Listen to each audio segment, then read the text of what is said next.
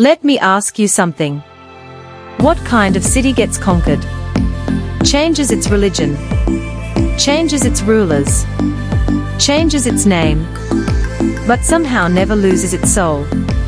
A city where one step puts you in Europe, the next step puts you in Asia. That city is Istanbul. And today, I'm not going to give you a history lecture. I'm going to tell you why Istanbul is not just a city, it's a survivor. Here's the truth most people don't realize. Istanbul was never famous because of beauty. It was famous because of location. Imagine this.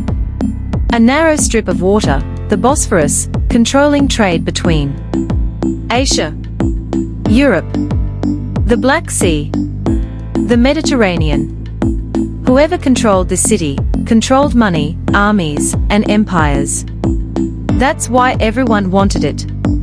Romans, Byzantines, Crusaders, Ottomans, and each one thought, this time, it will finally belong to us. They were wrong. Long before it was Istanbul. It was a small Greek city called Byzantium. Nothing special. Until one man changed everything. Constantine the Great.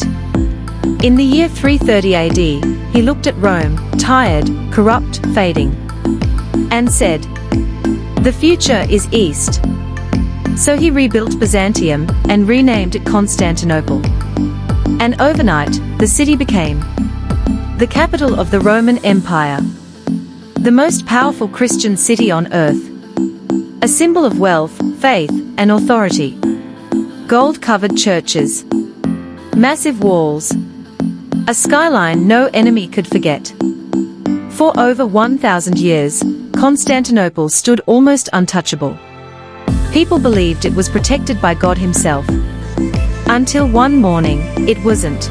May 29, 1453. The city wakes up surrounded. Outside the walls stands a 21-year-old Sultan, Mehmed II, later called Mehmed the Conqueror.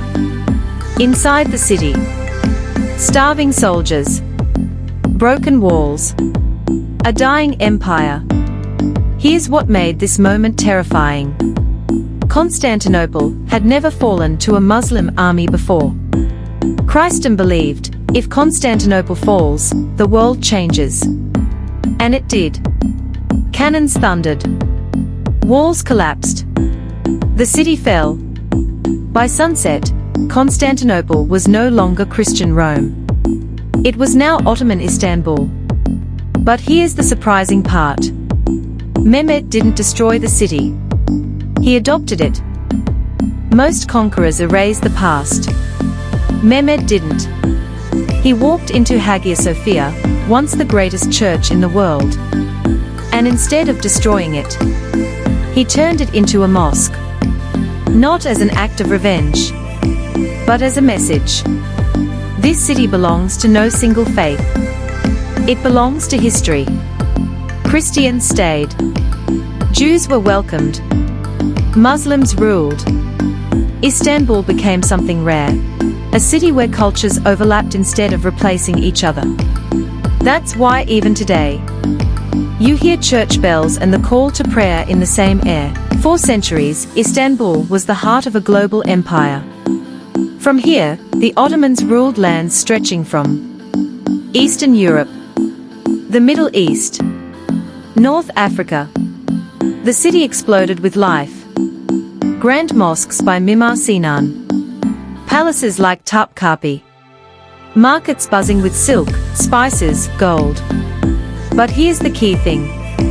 Istanbul wasn't just powerful. It was confident. It didn't need to prove anything.